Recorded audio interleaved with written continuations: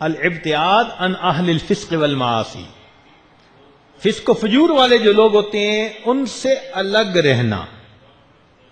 اور یہ تو ہم روز اللہ سے وعدہ بھی کرتے ہیں، روز اللہ سے وعدہ کرتے ہیں، اور مزے کی بات باوضو ہو کر وعدہ کرتے ہیں. اور بھی عجیب بات، مسجد میں کھڑے ہو کر وعدہ کرتے ہیں. اور بھی عجیب بات، حالت نماز میں وعدہ کرتے ہیں، روز وعدہ کرتے ہیں. وتر میں کون سی دعا پڑھتے ہیں؟ وَنَخْلَعُ وَنَتْرُكُ مَن يَفْجُرُكَ، اور صبح انہی کے ساتھ دوستی کر رہے ہوتے ہیں. یہ بروں کی دوستی بندے کو بالآخر ڈبو کے رہتی ہے. صحبت صالح ترا صالح کند، صحبت طالع ترا طالع کند.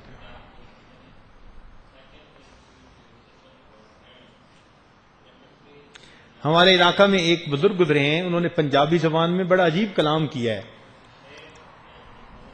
سلطان العارفین ان کا نام، ان کا لقب تھا.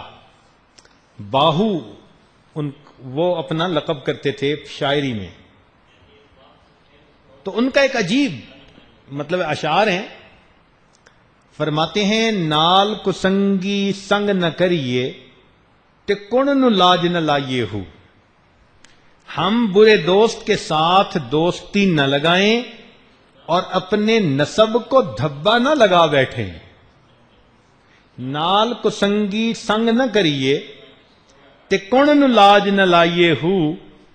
کوڑے کھو کدی میٹھے نہ ہوندے بھاویں لکھ منا گڑ پائیے ہو. کڑوے کنویں ان کا پانی میٹھا نہیں ہوتا، چاہے لاکھوں من اس میں تم جا کر گڑ ڈال دو.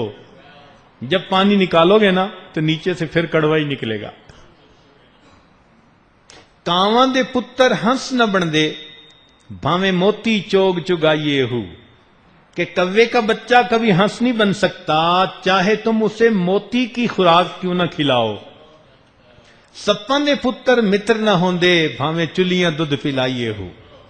اور سانپ کے بچے کبھی وفادار نہیں ہوتے، چاہے تم اپنی ہتھیلی پہ لے کر اس کو دودھ کیوں نہ پلاتے پھرو. اور آخر پر فرماتے ہیں تم بے کدیں تربوز نہ ہوندے بھاویں توڑ مکے لے جائیے ہو.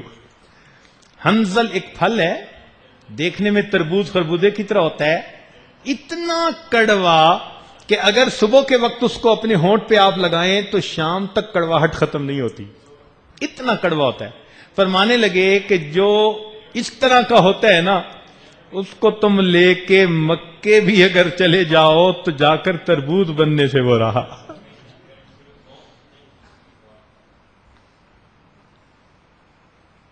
تو ان کے ساتھ اگر تو دعوت کا تعلق ہے پھر تو شریعت اس پر ثواب دے گی، ان کو اللہ کی طرف بلاؤ. اور اگر مدعو ہو کر جائیں اور انہی کے رنگ میں رنگنے کا مسئلہ ہو پھر شریعت کہتی ہے کہ ایک طرف رہو. چوتھا فرمایا زیارت القبور فإنها تذکر الآخرہ. قبور کی زیارت کرنا اس لیے کہ قبور کی زیارت سے انسان کو آخرت کی یاد آتی ہے، دل کی سختی دور ہو جاتی ہے.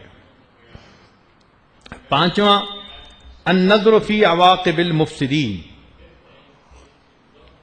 جو مفسد ہیں، بدکار ہیں، ان کے انجام پہ ذرا نظر دوڑائیے. اس لیے کہ جو انسان بدکاریاں کرتا ہے اللہ رب العزت اسی دنیا میں پھر اس کا انجام ویسے کر دیتے ہیں.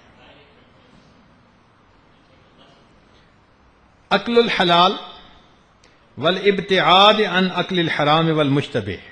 حلال کھانا اور مشتبہات سے اپنے آپ کو بچانا. اللہ تعالیٰ فرماتے ہیں یا ایھا الرسل کلوا من الطیبات واعملوا صالحا.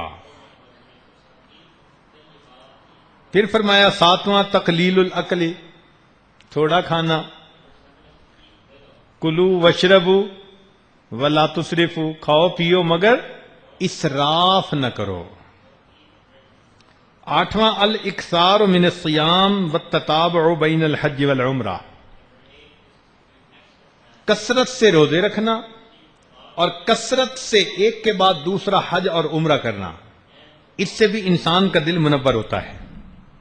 9واں کہا قیام اللیل و احیاؤہ بالعبادہ، راتوں کو جاگنا، اللہ کی عبادت سے اپنی رات کو منور کرنا۔ الدعاء و اغتنام اوقات الاجابہ، دعا مانگنا اور جو قبولیت کے اوقات ہیں ان سے فائدہ پانا، ان میں دعائیں مانگنا اللہ سے۔